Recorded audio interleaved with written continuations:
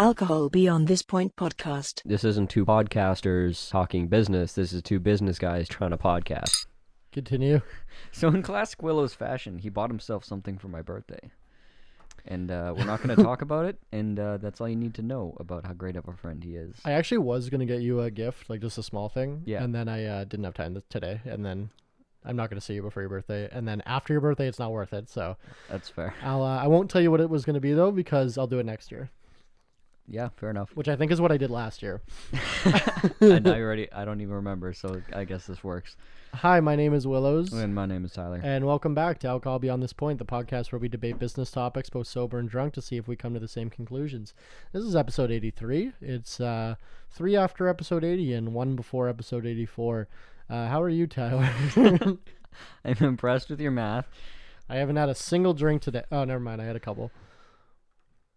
This is my first, yeah. No, it's pretty great. It's in a tall, the Oasis on Lake Travis, celebrating 40-year plastic mug. What would you put in this kind of cup? Like a margarita.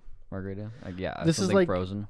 So, I don't know where these have been in the back of my my cupboard. I think they're like from 2 roommates ago. Yeah. They're like the plastic cups you'd get on the beach at like a resort. Because they don't want the tourists to have glass. Right.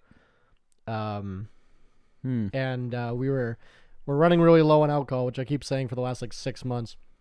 But we're still going through it. Oh, so So today we're drinking the donated, I shouldn't say donated, contributed for sponsorship in kind, allegedly. yeah, I don't know how that legally works. We're drinking some Hector's Hard. Shout out Hector's Hard. Shout out Aaron for sponsoring this episode. Is it just me, or is like just the words in that name pretty evocative in a way that like Mike's Hard is fine? Not? Yeah, how is Hector's Hard so much more offensive than Mike's Hard? Yeah. Do you think there was a Mike? Or do you think it was like a focus group trying to come up with a good name? It's gotta just be a guy. Like, it's a pretty good name, but I don't think it's the best name. Mike Yeah. for being hard? Yeah. Because like Tyler's Hard sounds like a fucking travesty. Willows sounds is hard more- is too many fucking syllables. Willow's Hard. Yeah, that's like, it sounds like saying Tyler's Hard sounds too possessive, or like like you're making a statement. Yeah, but Mike's Hard is this kind. Do you think it's because it's like famous that we've gotten like desensitized to it?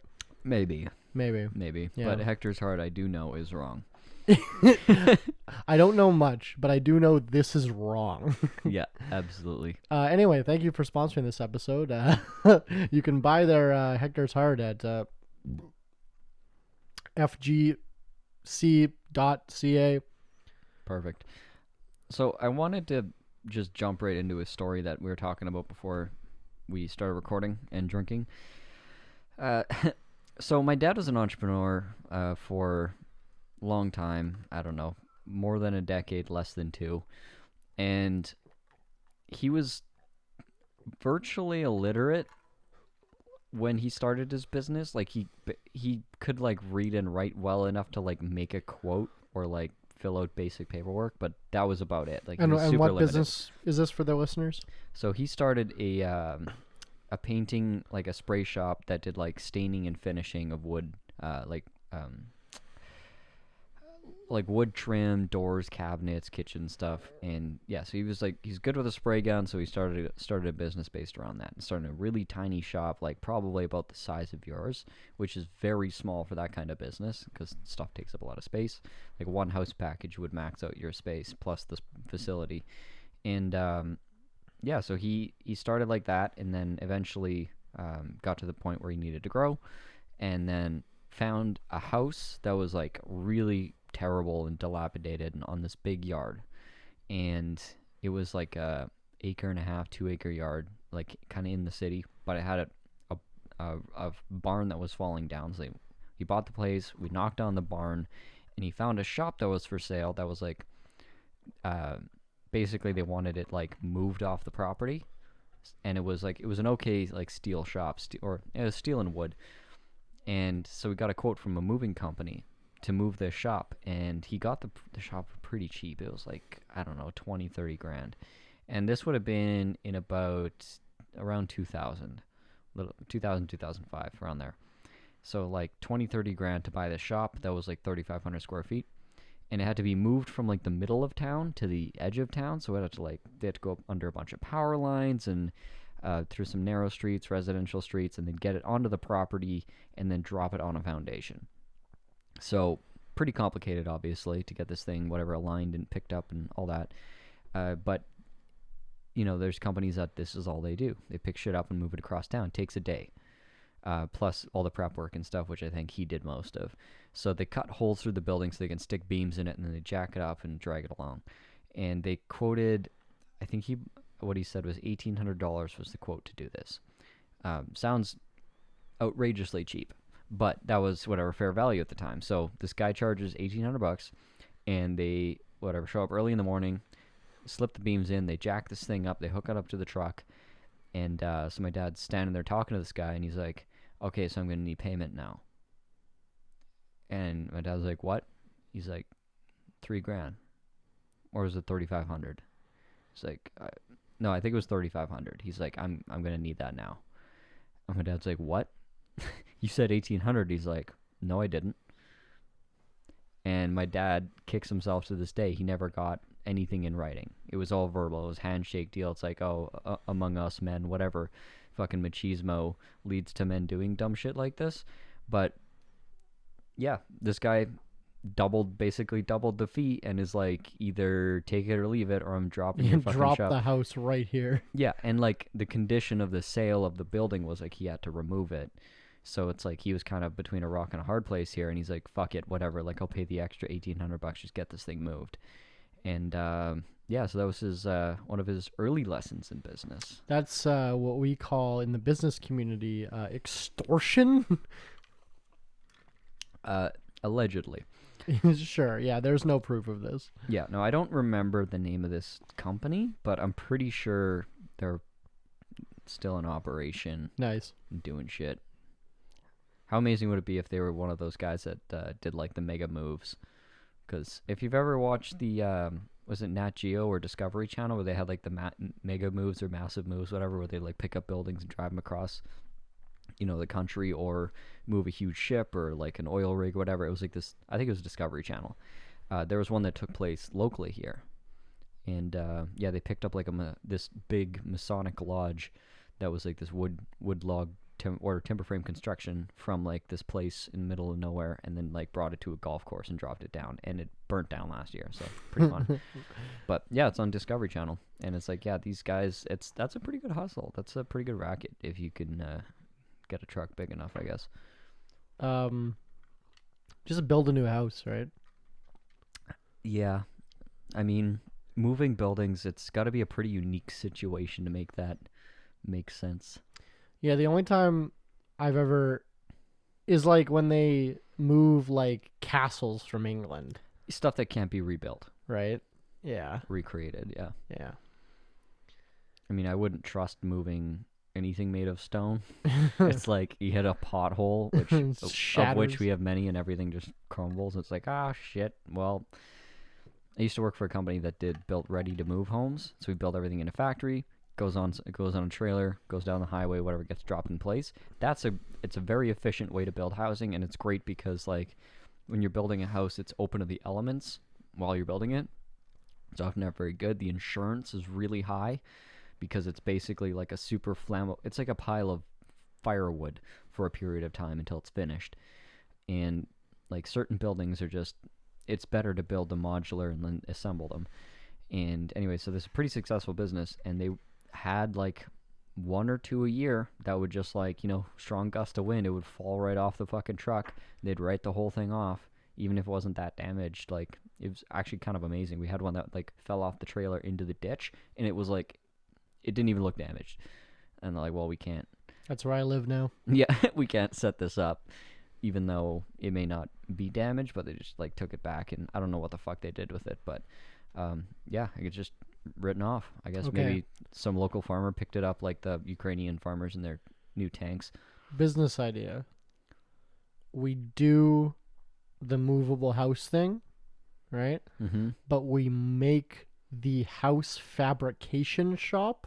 That's the mobile part.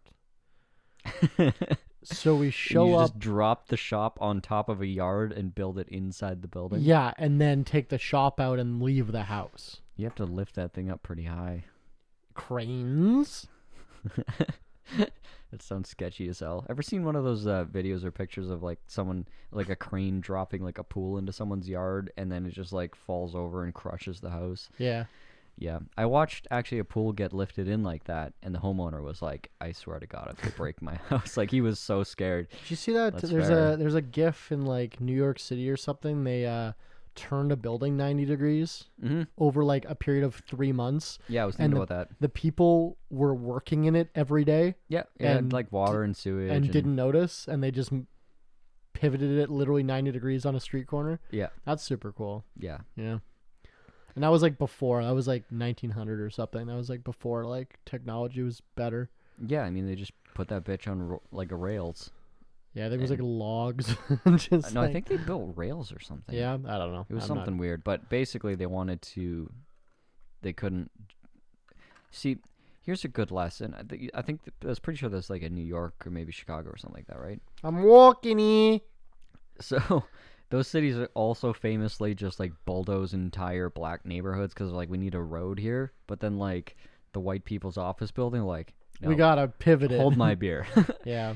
Let's do something fucking crazy that's never been done and probably like continues to not be done because it's crazy.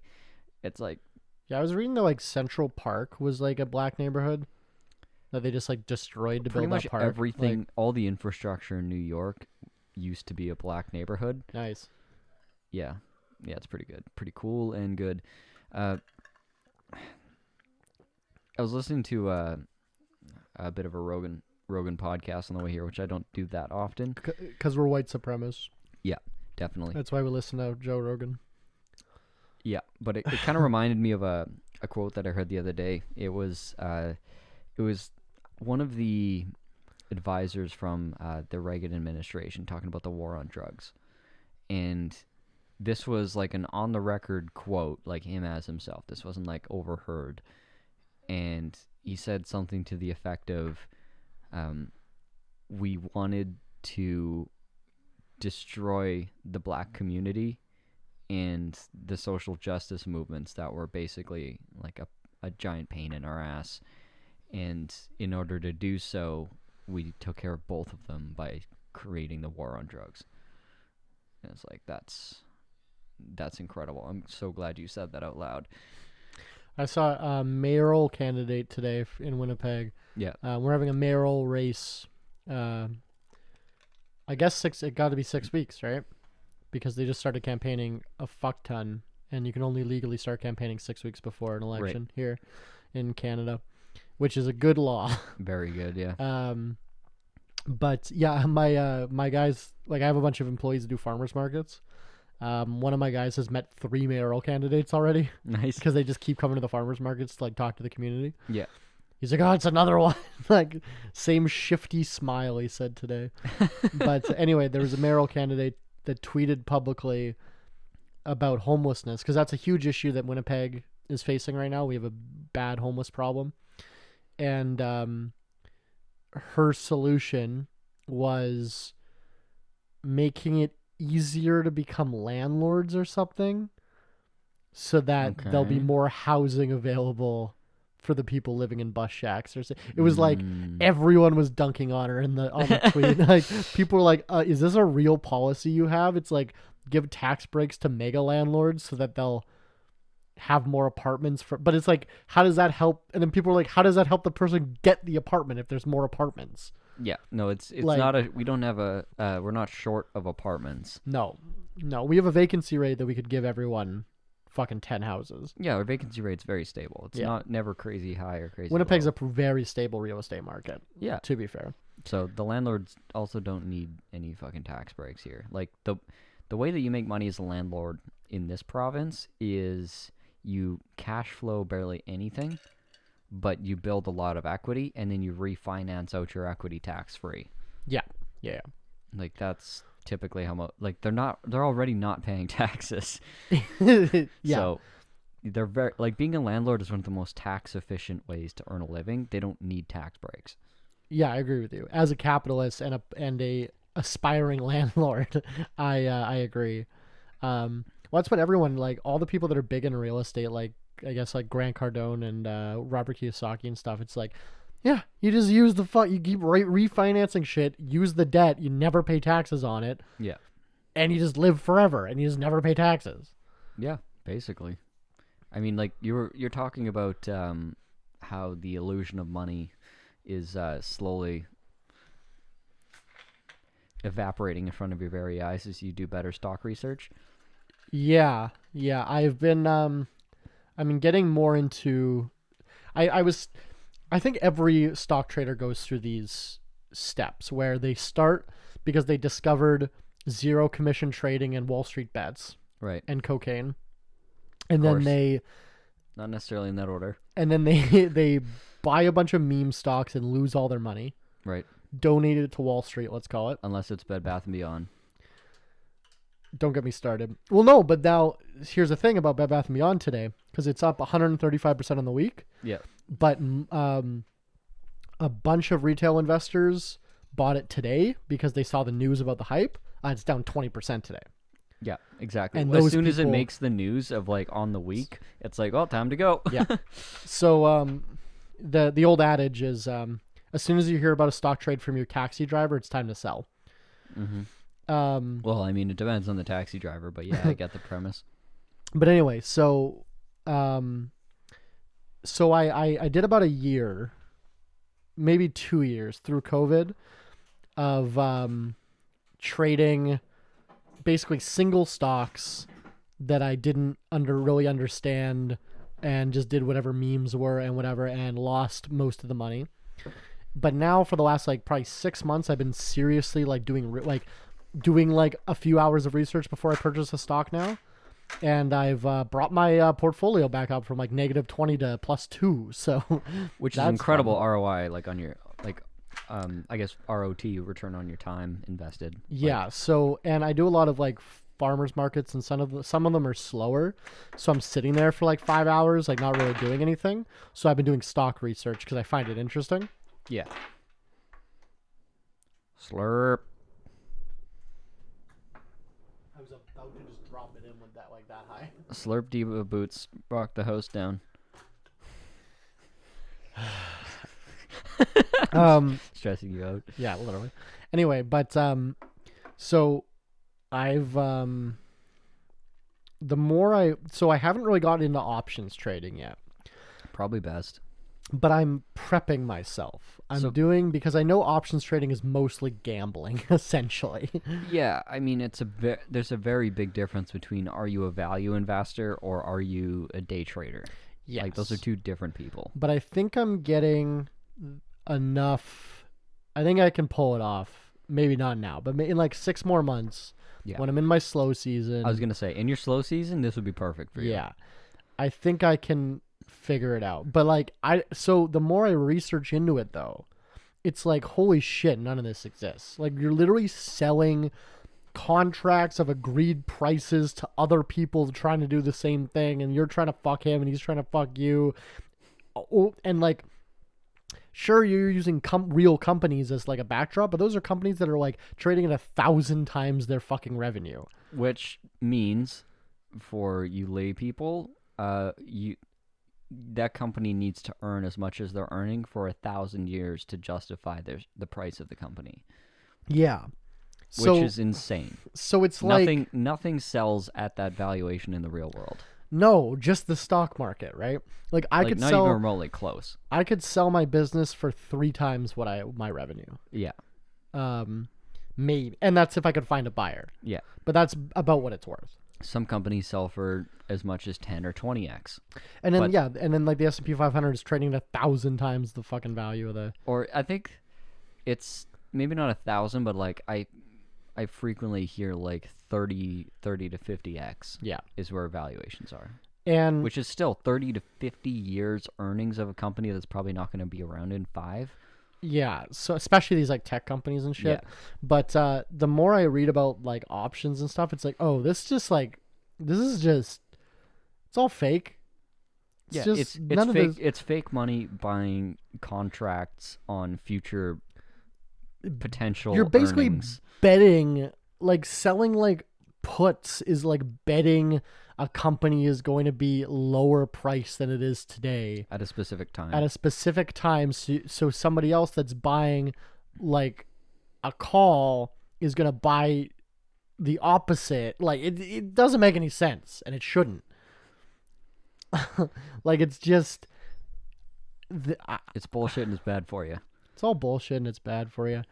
I remember But one time. I mean, you can be a day trader without options trading, FYI. But I remember, yeah, but you can't leverage yourself to the tits without options trading. oh yeah, You can take fucking 100 times leverage. So not only can you lose all your money, but you can lose 100 times your money. wow, Awesome. infinitely if it's a put. Yeah. I remember an ex-girlfriend of mine who we were too young to like really be into politics. Yeah, But like looking back, it's like she was kind of a communist type and I'm Nice. kind of a fucking whatever the fuck I am type, right? And I remember her saying, like, we were arguing one time, and she said, because that was like when I was hanging out with a lot of kids that were in like multi-level marketing companies, and like I was just getting into business you were and stuff. drinking the soup.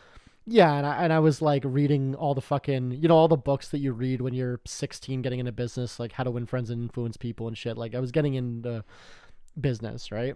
And I remember her saying something along the lines of like, why are you so obsessed with money or something like that? Yeah. And I just remember responding, and I think making her cry, but like responding, I'm like, I'm not the one that stresses about fucking money all the time. Yeah. Like you're the one that's working a shitty job so that you'll have enough money to fuck it. Like, I don't give a shit. I don't think about it. Like, Yeah, money's not going to run my life. I'm going to run money. Like, Yeah. it's the difference between like being interested in or in super engaged. Like I went through this same kind of thing too with my family. Like I'm from, Mennonite conservative Christian background, which in most cases is more left leaning than people think. But that same idea, like, is it like even from like a morality basis, is it like okay to be so obsessed, if not obsessed, but so interested in making money? And it's like, well, everyone is. It's the primary thing that everyone is doing, is earning a living and spending that in some way. But it's like paying attention. There's nothing wrong with fucking paying attention to it and wanting to be good at it. It's the people that just like let it own their life, and even if they never make money for their entire life, forever they're going to be like thinking about this car that they couldn't afford, this place they couldn't go, this thing they couldn't do. And it's like that becomes what you obsess about, is all the shit you don't have. we know people that, like a couple, that every single night they argue about their budget. Right. And that's all they stress about. And they fucking yell at each other because one of them spent too much money on coffee or whatever. Yeah. And they fucking scream. And it's like, dude, I don't give a fuck. Like, I don't know. It's just like you can frame it however you want. That's like, oh, you should have an abundance mindset or, whatever. But it's like, you don't need to have an abundance mindset to know that that's not going to result in a better financial situation. yeah. And and I find it interesting that like there's a lot of people that, I'm trying to phrase this properly. There's a lot of people that are like, the money is the root of all evil type of people. Yeah. But then For sure. But then they spend all their time stressing about money. Yeah. And it's like, well, then you're letting the evil in your fucking head, right? Like, Absolutely. Money is the want of or is that the no, the actual, that's a bastardization of the phrase, fun fact. right? The actual phrase is the love of money is Right, the the root love of all of money, evil. not the want of money. Yeah. Yeah. Yeah, I don't think you can love money if you think it's a fucking joke. Well, it's not real. It's just like fucking numbers on a little screen. Beep boop. Like I think it's always funny having conversations with people that are like the root of all the bad things in the world is fiat currency, and it's like just the idea of currency actually is what you're going for.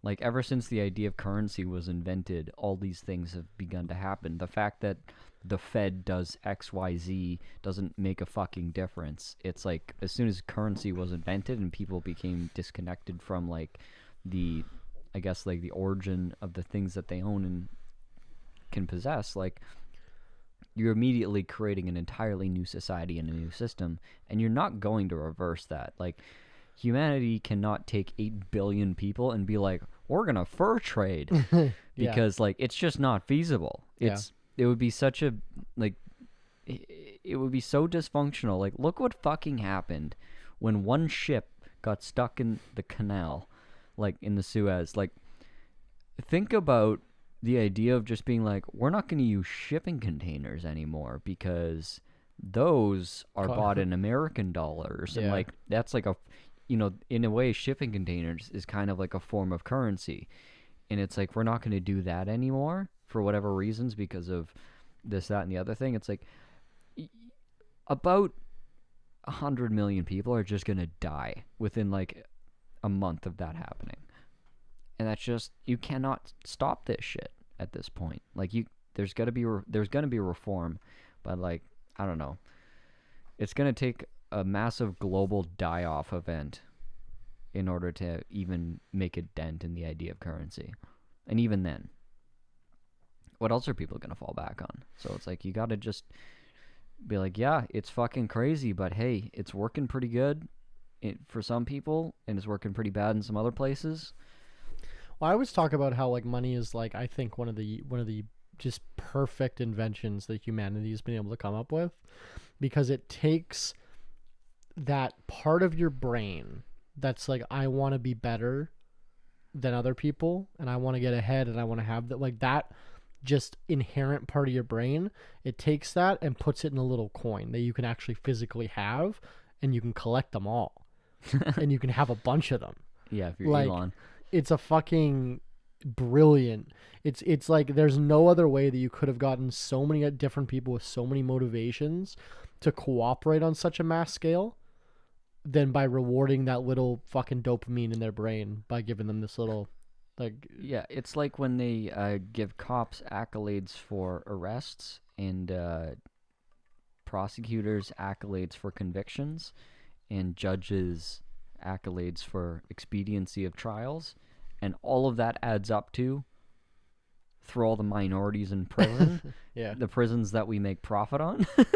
Like, you put a reward system in place, you make certain things inevitable, and it's like, they gotta catch them all. Like, there's obviously flaws to an unregulated money system, where like people that have a problem with regulation of as an idea, and like everything, it should be a totally free society. It's like, the idea of money couldn't exist without regulation and guardrails. Well, yeah, because here's the thing. If anybody could spoof a dollar, sure, and that there's nothing wrong with spoofing a dollar, now you've just made the entire idea useless.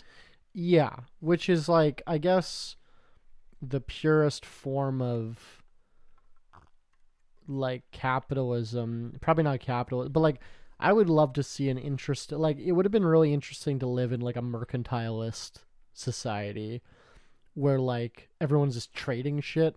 Yeah, that'd be cool. Yeah, I mean, but I guess like that's why gold was a thing. You'd probably find a lot of problems with it though. But you can't spoof gold, right? Right. Well, you can make fake gold, obviously, but like, you could test it. Yeah. Right? Like, there's... Which, I mean, a lot of people that have a problem with currency say we should go back to the gold or silver standard. But same thing. Like, there's ways that has been, like, consolidated and destroyed, because now there is real benefit to, like, plundering and invading a place because there's physical riches to take. If somebody goes and invades, like, Iraq and Afghanistan, their or whatever, dollar just crashes, and then their dollar crashes, whatever, you get you natural can't steal resources, but like, you're not going to go in and take all of their gold and it's gone forever, and now you have it, now they have nothing. Like, it's there's something to be said about, like, if you get mugged and the guy gets your wallet full of debit cards and credit cards, You just cancel the debit cards. And yeah, credit you've cards. lost a lot less than if you had been mugged and you were carrying all Gold. of your gold, Gold. with you. Yeah. Like, there's reasons that a lot of the shit makes sense. No, in no, modern I society. don't disagree with you. I'm just saying it'd be an interesting. Well, and then so this is I should get the conspiracy hat out, but I think we've talked about this briefly, so I won't get super into it. But there's this guy, Trax NYC. Shout out to him. He makes like gold chains for a lot of rappers and stuff. Yeah. I think it's either his building or the one. It's like he's like in the same building they filmed Uncut Gems in. Nice. Like that jewelry store is like his jewelry store. Yeah. I don't think it's like that exact one, but it's like that. He's basically that guy, and he's funny. And you'll watch his YouTube videos, and he'll do shit like fucking. He'll just call out celebrities for like not paying him and shit like publicly. And he's like, I think he's probably crazy, but I think I find him really entertaining, and I like him. And he's a gold dealer basically, right? So they buy gold, they melt it down, and he makes his own jewelry and whatever. And he sells watches and stuff and whatever, right? Cool. But he was in a Roman Sharf video recently where they were talking about, and this is bordering on conspiracy theory, but he's like, I've been working in the fucking gold industry for my entire life, and he's fairly certain the U.S. Treasury is significantly over-reporting how much gold they physically have. Yeah. And issuing gold certificates, because a lot of time when you buy gold, especially if you're buying a ton of it, a literal and figurative ton, you don't take it and put it in your fucking house, right? Because again, big target. The Treasury holds it, or a bank holds it, or some intermediary holds it for you. The Fed. Here you can get the Mint to do it, or you can get any of your bank to. They'll do it for you. Yeah. But then what they'll do is issue you a gold certificate, which says, yes, I own this gold that's in some lot number, and it'll have a lot number in some safe in some warehouse somewhere. Yeah. Right. Now, what Trax was asserting is that a lot of these gold certificates, and we're talking billions, are just fake. There's no gold. That coordinate, that warehouse doesn't exist, or like it does, but it's empty. Yeah. Or like filled with gold, obviously, but they're like double reporting and triple reporting gold. Yeah. And the reason for that is because the U.S. is in like dire straits. Like they're out of metals, and they're out of like value, and they think that if China and Russia find out that they're like in a way worse financial situation than they are, inflation will shoot up even higher, and then China and Russia can swoop in and create a new, like, switch the petrodollar and do all that shit they've been trying to do to something gold backed. Yeah. Because BRICS right now, Brazil, Russia, India, China, and South Africa, they're talking about creating their own gold-backed currency in the wake of this Ukraine invasion or whatever, because the EU is fucked right now. I don't know if you're paying attention, guys, listeners. Yeah. But like the fucking Boris Johnson resigned, the president of Italy resigned, Germany, their fucking energy minister's getting on TV being like, oh yeah, no, people are going to die this winter. We don't have enough coal. And it's only just getting started. Like, yeah. And then, so in the wake of this chaos, China and Russia and the rest of the BRICS are like, oh, let's create a new currency. And then maybe Saudi Arabia gets in on it, right? And they go, well, if you want to buy oil from us, you got to make it on the new currency. Yeah. Right? And then they destabilize America even more. And I don't know if America would have popular support for a full-out land war against, like, China. Well, what if they manufactured an excuse? Well, they would have to, but Taiwan. Well, yeah, exactly. So now, or Ukraine, right? Yeah. So now you start seeing where this, the geopolitics is going. But the point being, the next war is going to be fought probably over the dollar. But the point being, at least one person who's you could consider an expert alleges that the United States' economy is way worse off than they're letting on. I think it's not even a guy in a jewelry like there was a major press release not too long ago that it was like the Atlanta Fed was found guilty of issuing bogus gold certificates. Yeah. Like it's been multiple places, multiple times. And it's because their economy's worse off than they're downplaying it. Yeah, because Fort Knox is empty. Yeah. Just like how Fort Knox is empty. No, just like how got him. Just like how their inflation's almost certainly higher than 8%. But they're just saying it's that high because to like soften the blow. Yeah, of course. They select 100% of the statistics you find on the internet are true, right? Yeah, I think Abraham Lincoln said that. Yeah. Well, I saw someone like some Reddit guy like calculate like 10,000 items and how much they've increased, and the average is like 25%. Yeah. And he's like, "Yeah, but this equals 8%," because I saw one on like Facebook that was like 6 things. Like gas is up this much, eggs is up this much. How does this add up to 8%? It's like, okay. But someone did like 10,000 items and they're all up like 25%. Yeah. And it's like, okay, now we're starting to think like, and he's like, yeah, I believe this is reasonable that every single item an average family member would buy. Yeah. Total. Right. And the average is up 25%. Yeah. So within that bracket, but I mean, they're also, what the Fed will do, they'll cherry pick, okay, well, we mean like gas and like natural gas, and they also said the fucking chair Fed said we're not in a recession. Yeah. And reporters like, I'm gonna read the dictionary here on the definition of recession, and then the next day dictionary.com had changed the definition of recession, which means it's not happening. What is happening? Like, this is fucking... I mean, they're just taking a page out of Trump's book. He's like, if you just deny reality, it ceases to exist. Like, don't even get me fucking gassed up on that topic, but... Did we talk about this, Mar-a-Lago? No, specifically the, golf course, cemetery thing? Oh, yeah. Did we talk about that on this? I can't remember if we talked about it on this or just on the I think you mentioned it. That he... it's all alleged, but it looks like he may have built a cemetery on a golf course to not pay taxes for the golf course. And the cemetery consists of his ex-wife.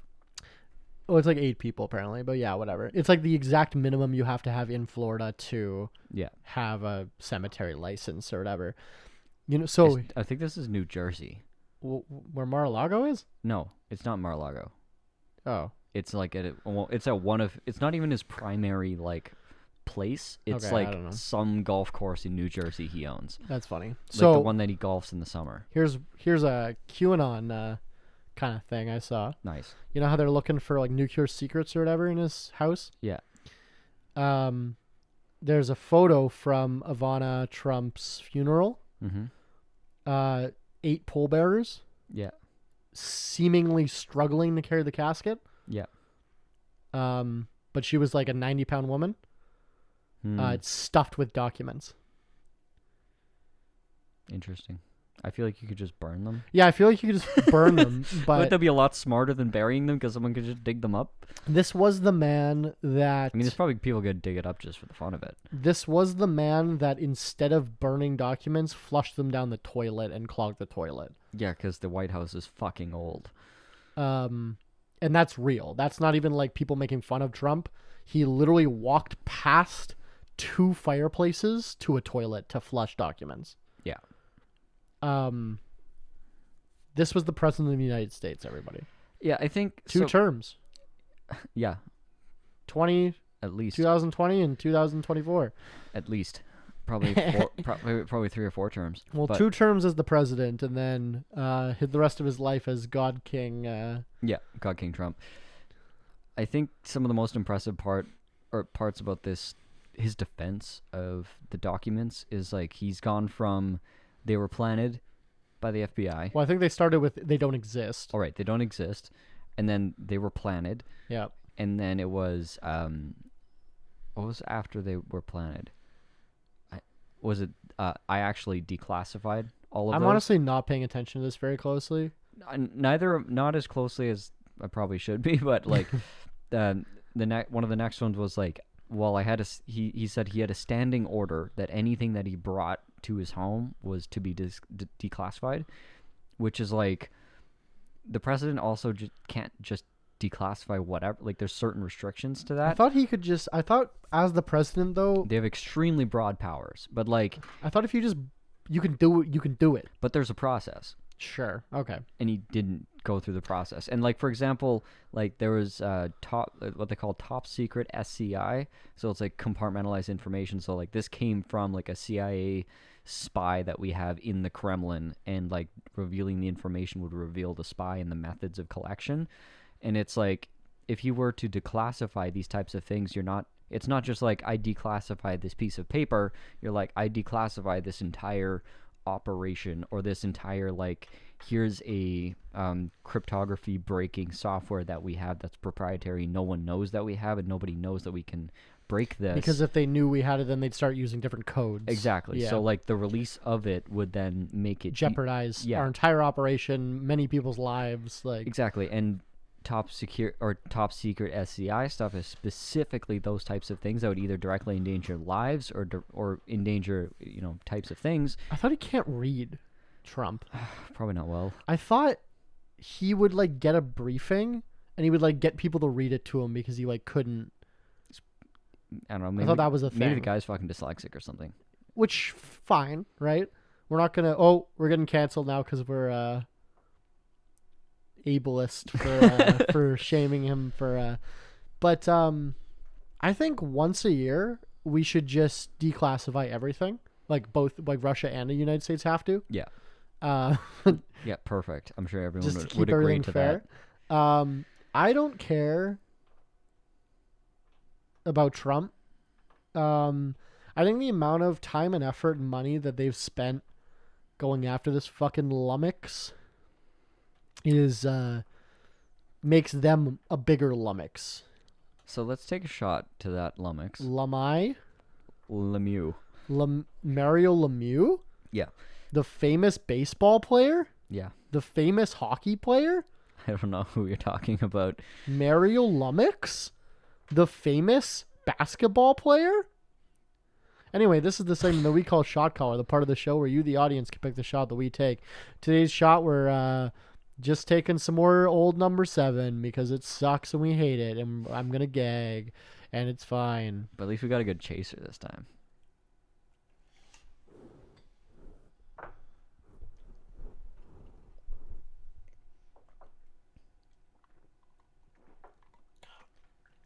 Oh god, that's terrible. I didn't just burn in the back of my throat, that burned on my lips. That was terrible.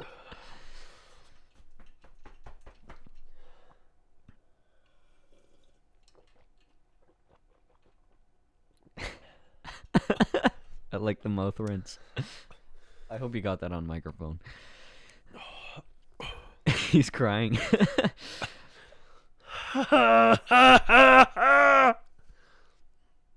So I was kind of talking.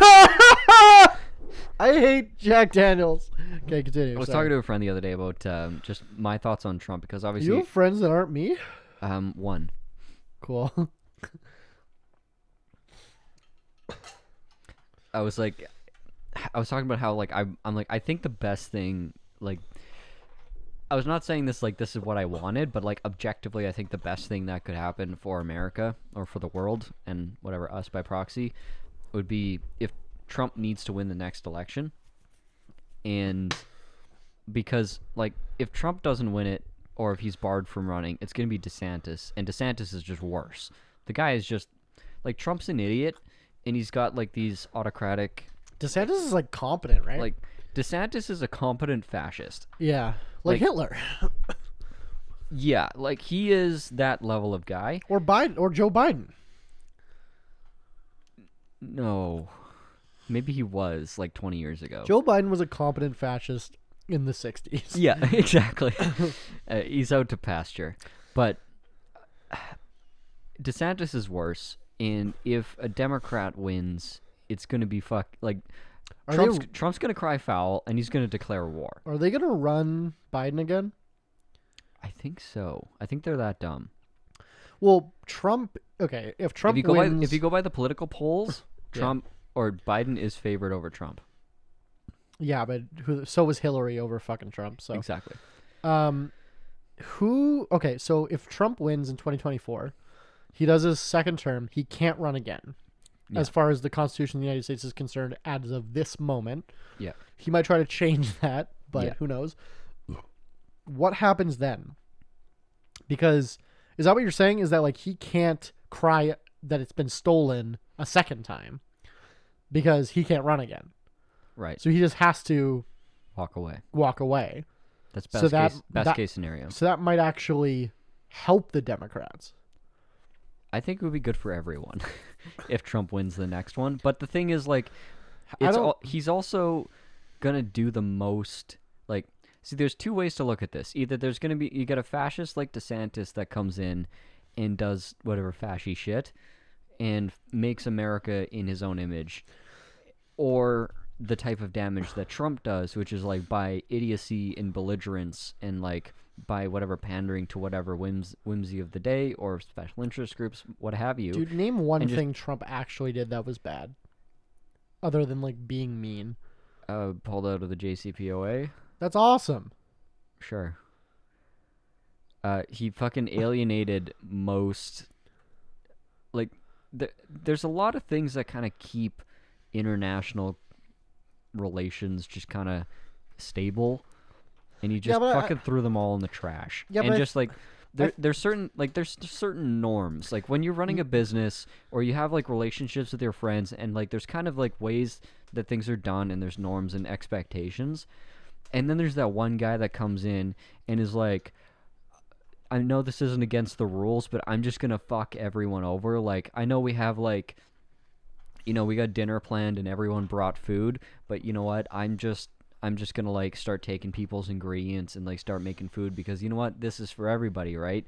And just like takes just enough of everything that you can't make anything that you wanted to, makes a huge mess of the kitchen and just ruins the whole fucking night. You know what like that's like what Trump did. You know and what I've never it has thought about? massive ripple effect. You know what I've never thought about until right now that's really, really dumb? What? Is that like, how do you possibly make international relations with other countries when like you switch presidents every 4 years? Because there's norms, there's traditions. What's I mean is like, how do you build like That's what it's entirely based on. And Trump just didn't do it. We just threw it all in the fucking trash. You know what I heard today? I haven't been able to verify independently though. You know the Nelk boys? Yeah. They interviewed Trump and gave him a Rolex. Yeah. They're like these fucking stupid meme whatever. Yeah. Apparently they're interviewing Kim Jong-un. Wow. I saw that. Someone sent me that today, and I haven't been able to independently. I checked on their Instagram, and there was no announcement, but apparently that's happening. Jesus, that's amazing. Because 6 months ago, they were, like, trying for it, Yeah. and someone sent it to me today. They're like, holy fuck, they pulled it off. This was just, like, an hour ago before we started recording, so I haven't been able to. But that's interesting. That's incredible. Does he speak English well? He must, right? Yeah. Yeah. Yeah, he does. I always thought North Korea was interesting. Yeah. Yeah.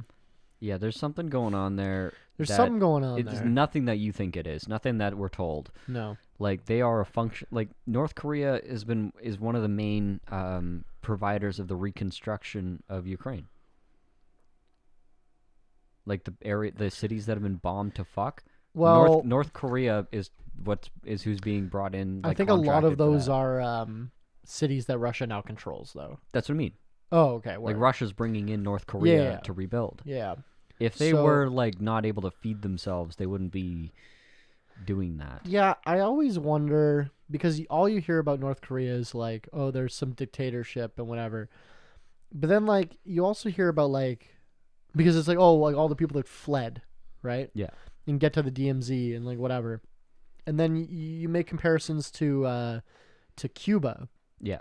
And the people that fled there, and they're like, well, Castro was a fucking murderer and he killed my family. And then if you keep pressing them, usually they're like, yeah, they killed my family and took our fucking plantation that we had Yeah. slaves on. And it's like, oh, okay, right? Yeah. Not that I'm defending Castro because I don't think there's any good politicians. But Where's the thing? it's in my room. God damn it. But Che Guevara did nothing wrong. No, they were homophobes though. Oh yeah, They- for sure. And our friend JL, who's a communist, likes to be like, well, everyone has bad. I'm very like, if you have a little bit of bad, you're just bad. You're all bad. Throw the whole thing out. Like, literally, because like I don't think just because you like lift people out of poverty, if you kill one gay person because they're gay, you've lost your entire validity in my opinion. Yeah. It's like cops too, right? It's like, oh, you saved 99 kids, but you beat one indigenous kid. Like, fuck You're off. not there to save kids. You're there to save white kids, which Yeah, but is like, not the same. so I'm the same way with dictators. It's like I don't give a shit if they're objectively made their people better off. Yeah. If it wasn't all of their people better off, then It kind of violates the principle of it. yeah, because yeah.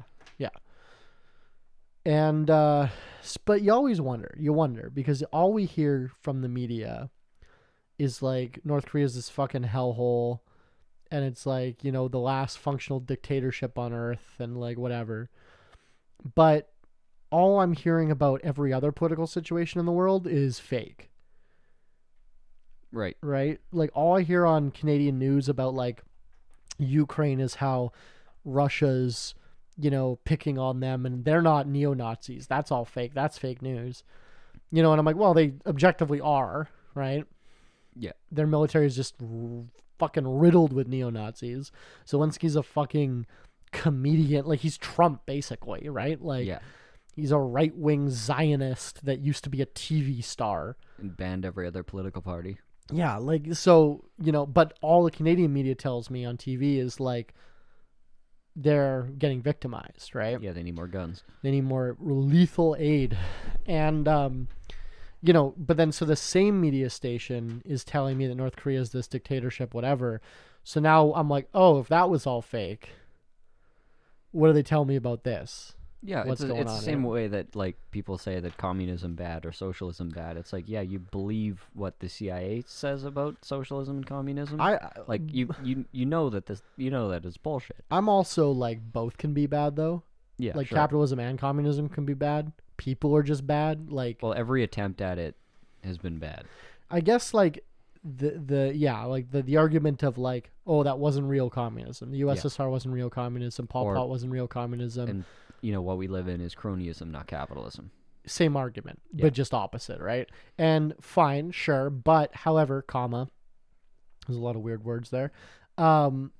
If you have a political system that can't be reached because it's too idealistic, Yeah. not a good political system, right?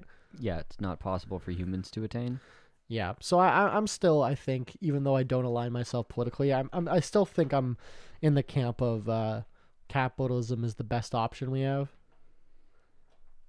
Yeah, under the current, like, if you take something, you could take one factor of the way that life is today and change it. For example, energy went from being something that wars are fought over to something that is so abundant that everyone has it ubiquitously, and no one, like, even like a guy that doesn't have a house has more energy, can get and have and harvest and whatever, get access to more energy than he needs, and just like everyone has energy because Which we're working. We just it's gonna happen. Did you see the they just got the self-fission? Yeah, exactly. Like it could be fission or it fusion. was- Is it fission or fusion? I think it's fusion because fission is currently possible. Fusion is one the of them's next not generation. possible. I think it's the opposite. I think fusion, because nuclear fusion exists. That's how nuclear plants work. And then nuclear fission does not cold- exist. Yeah, cold. Is just I might have that backwards, but tell us in the comments. But we have this artificial sun or whatever. Well, there's a couple of them. China has one too. And for the first time ever this week, they got it to run for like a minute self-sufficiently. Yeah. Which if they could do that permanently, it would just be unlimited energy. No. I think what I understood about what I was reading is they achieved ignition. Like it can, Oh, yeah, it right, can right. run in perpet. It can run in perpetuity. They just don't have a method of capturing the energy in an Not efficient yet, manner. though, right? Yeah, because like getting to that point was obviously the big struggle. Now they're like, how do we capture this energy? That's But yeah, you get to energy abundance. My point was going to be, you change the nature of capital and capitalism when you accomplish something like energy. And then, like, you know, maybe another frontier beyond that is renewable resources for building and construction. Or, you know, with bottomless energy, you solve the water problem. You could literally just pump build water, a desalination. gigantic desalination plant and just desalinate the ocean. You could, you know, you can get into like these things that have, you know, are huge limitations to energy. For example, like carbon recapturing. Just like the physics of carbon recapture doesn't work because the amount of energy required Newton's to do law it. of Yeah, thermodynamics, right? Yeah. But like cleaning up the ocean, like all these things require immense amounts of energy. So if you fix that, you fix all these things. A lot of things, most of them. Like energy is kind of one of those fundamental things where it's kind of like the difference between we would change from a Star Wars universe to a Star Trek, where you go from scarcity and, you know, perpetual wars to abundance, exploration, and peace. I always it's massive. Yeah. Well, I find it. I like to stay optimistic. Like the things that we have today couldn't even be comprehended even 50 years ago. The internet, like, come on. Almost once a day, when I'm like, often when I'm driving, I kind of contemplate this idea because I've thought a lot about like anarcho-primitivism, like just, you know, going out in the woods and being self-sufficient. But obviously everyone can't do that. A failure for life, the Industrial Revolution is. Kill my electrician, I must. And Prim Yoda. Follow him on Twitter. Amazing. I think he got banned, actually. I just look at like all the vehicles around me and like all the stores I'm driving by. I'm like, this is a level of infrastructure that's like, it's incredible that people have access to this. And people can have no useful skills at all and not die. Yeah. That's pretty cool. First time, the last 100 years is the first time ever that happened. Today? To this day. Yeah. I guess my biggest disconnect with like most of like Marx's writing and most of communism is that I don't think that labor is the end all, like is the only capital, because that was Marx's whole thing, was labor is the only thing that matters. When you boil everything down, it's all individual labor, right? Yeah. But I think there's a lot of merit to... There's also things. There's also stuff. Well, that, whatever, but how did that stuff get made? It was someone's labor at some point, right? That's Marx's, was one of his theories, was that everything boils down to personal labor. But I am under the opinion that that's not true, and that ideas are just as important. And that's the disconnect I have with communism. Yeah. Is that because a lot of people say like, okay, well, a boss shouldn't get paid in perpetuity for coming up with an idea. And I think they should. Yeah. And that's just the disconnect. And I'll think politely debate people on that. I think it's valid to think that, but like there are a lot of dumb motherfuckers in the world, and there's a lot of not only dumb motherfuckers. We love you, dumb motherfuckers, but there's a lot of people that don't have any intention or desire to do anything more than work 20 hours a week. Or if they didn't have to because we didn't have capitalism, just sit around. Yeah. They have no desire for society to be better. They have no desire for their brothers and neighbors to be any better. They just want to sit around, and that's fine. And those people should be able to do that. But the fact that like I would even maybe I can make a online communist heads explode by saying that labor being the foundation for society is ableist because disabled people can't work at the same rate. But that's the whole from each to their own ability to each their own needs or whatever. From each of their own ability to each their own to each according to their needs. Yeah. That's that whole thing. But I don't know. I think it doesn't matter. I think anyone who studies political theory is lost, has been manipulated to care about political theory, so they don't actually do anything. For sure. Well, what I think about in the nature of like the people that just don't want to do anything, just want to sit around, you take that person and you put them on an island and give them, 5-year supply of food and booze and drugs. Why is the rum gone? Just give them a 5-year supply of it all. Okay. And they're there alone. Sure. Maybe with a friend. And they got their video games. A girl. And maybe that's it. Like, just, there's nothing to do but basically consume. So exactly what I do right now. Worse. No, you're just on an island. It's picturesque. It's beautiful. And you can just consume. Okay. How long would it take? And like maybe this person got like a shitty little shack, whatever. How long would it take for that person to wake up one morning and be like, you know what? I'm not just going to eat and drink and fuck around all day. Morning, I'm going to go dig a hole. got yourself a gun. I don't know where your brain goes. But like that, so that person's going to go out and like maybe dig a hole, maybe build a sandcastle, maybe build a raft. Like eventually that person is going to become restless to the point where they start fucking around with stuff. I would try to sell all the stuff you gave me. Yeah, like start an eBay store for my desert island. Something's going to change. Like that person's going to get restless and there's going to be action taken. Like the people that are like, I want to do nothing but sit on my ass until I die. Yeah. Are doing so as a response to stimulus or hopelessness or whatever. To capitalism. Like as almost like an anti-thesis to capitalism. Well, they're just trying to opt out of the frustrating situation that they're in. Like, they don't actually want to do nothing. They just don't want to do what's happening. It's why people create things, right? Like, it's why people... That restlessness leads to entrepreneurship. Entrepreneurship under capitalism, but it creates a lot of art. Yeah. And art, and a for lot sure. like... murder. Murder. Muckluck.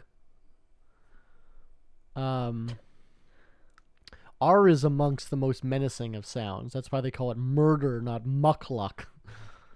Where is that from? The Office. Oh. Because they think that the window salesman is a mobster because his last name is Grotti. And they're like, he's like, John Grotti, John Gotti. And then Oscar's like, why would he change it from Gotti to Grotti? It weakens it. And then Dwight's like, I disagree. R is one of the most menacing sounds. That's why they call it murder, not muckluck. Thanks, Dwight.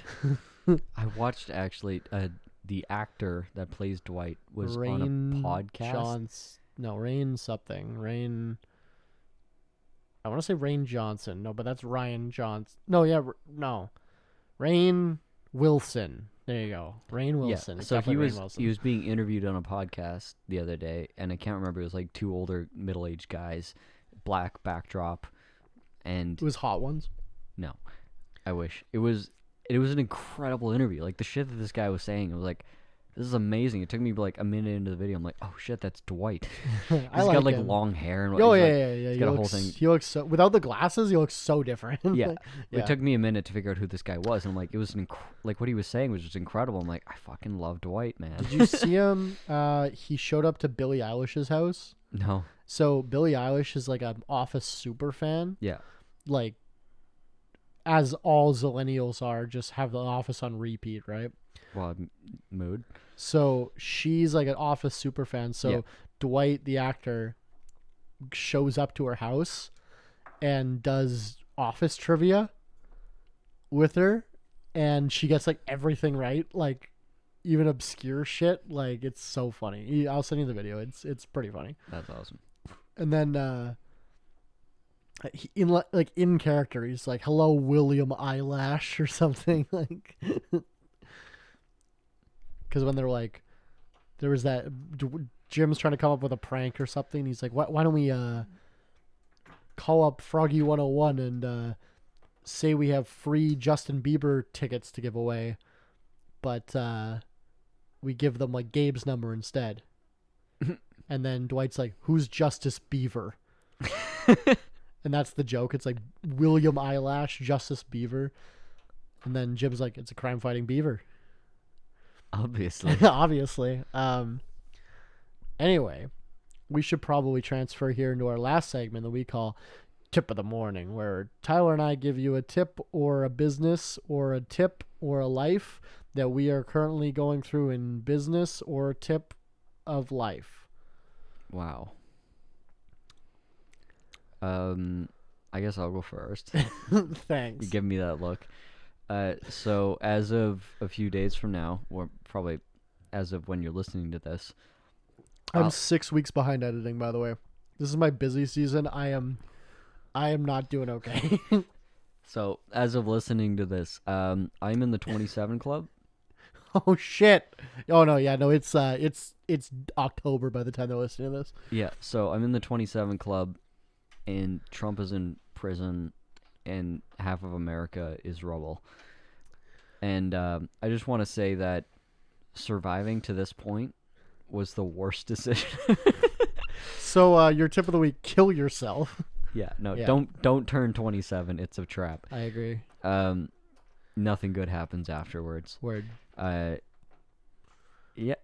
No, I was gonna say, unironically, business-wise, I'm gonna be, I guess, kind of moving into second year of doing like the thing I've been doing, and That's the longest you've been with the business since you were 18.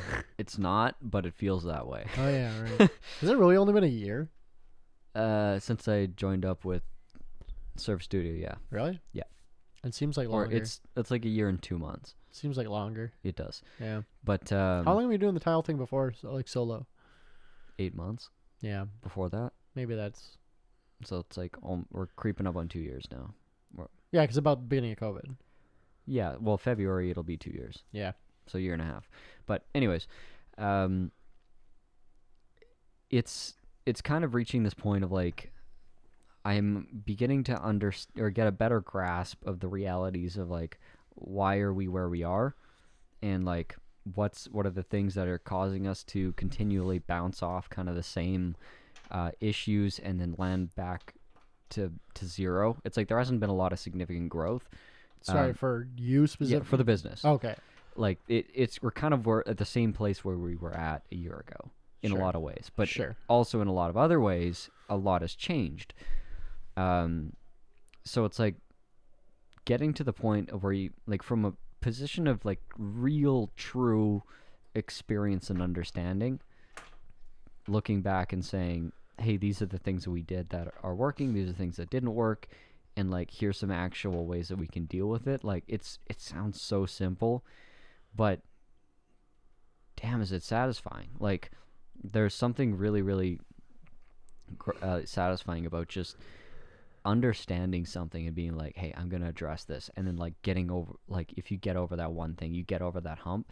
Like, so I'm just getting kind of re-energized from being from a place of getting really demotivated because of being in the same place at the same time for a fucking year, but then being like, you know what, I can fix this. I can grow and move beyond this, because especially in contracting, when you look around at the people you work with, most people plateau pretty far, like pretty low. Most people don't grow a lot.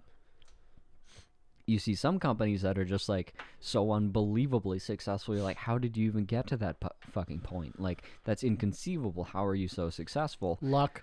But most people are just like nowhere. Yeah.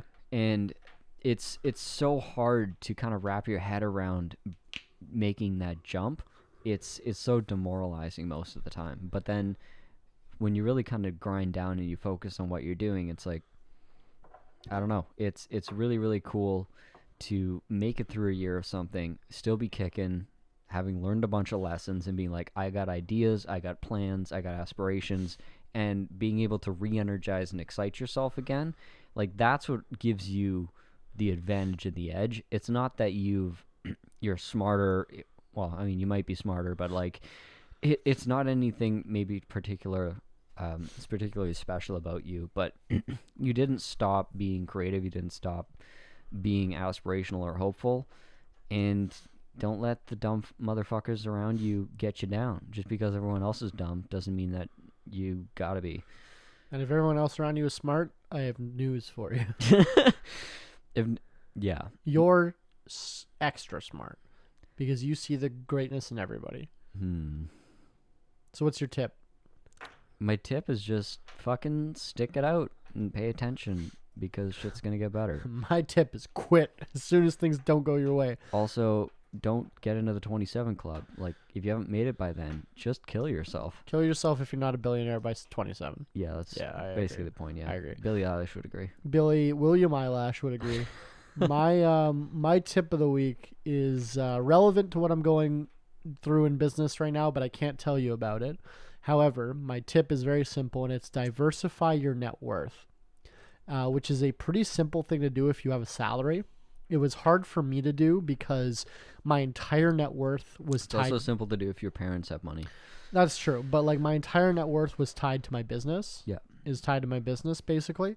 But if you have a salary, right, and you have a job and you're looking to get to business, or you have a business as a side hustle or whatever, right?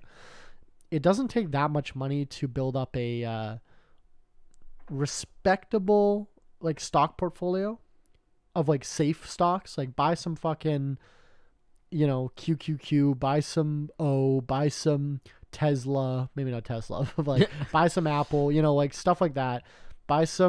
Just buy SPY, like put fucking $10,000 in buy SPY some puts. Berkshire Hathaway. And yeah, buy one share of Berkshire Hathaway.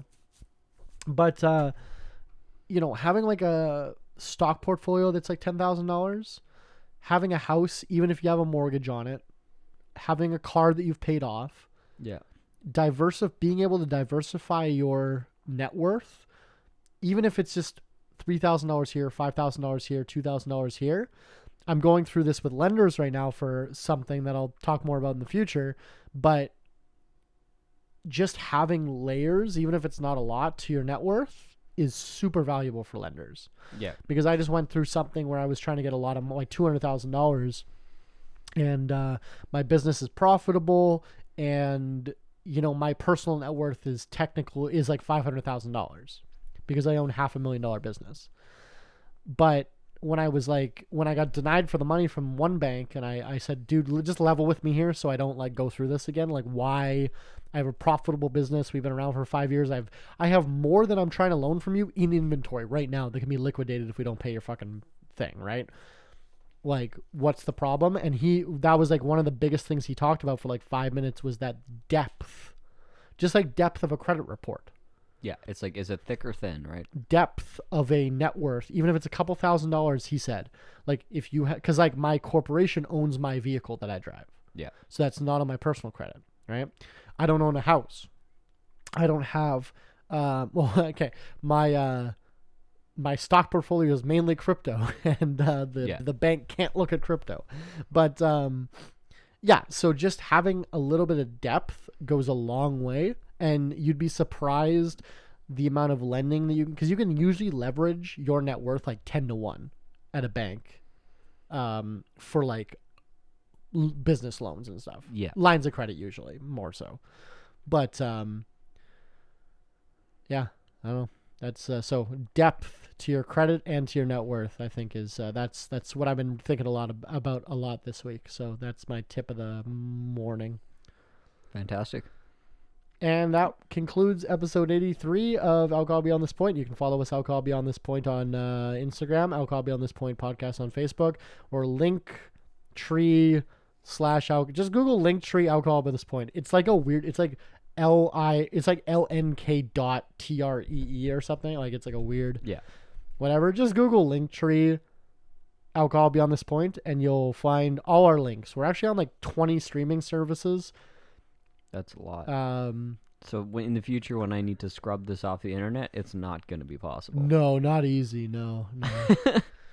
It's like It'll be doable, but it's it'll like- be expensive. It's like rappers getting face tattoos to like so they can't get a job, so they have to rap. Yeah, this is kind of like my assurance that I never get like. Oh yeah, we'll never get a job or a political position ever because we've said some fucked up things on this podcast. And we will continue to. Yeah, fuck it, right? We're all gonna die in a climate disaster anyway. Yep. Bye. Alcohol Beyond This Point podcast. This isn't two podcasters talking business. This is two business guys trying to podcast.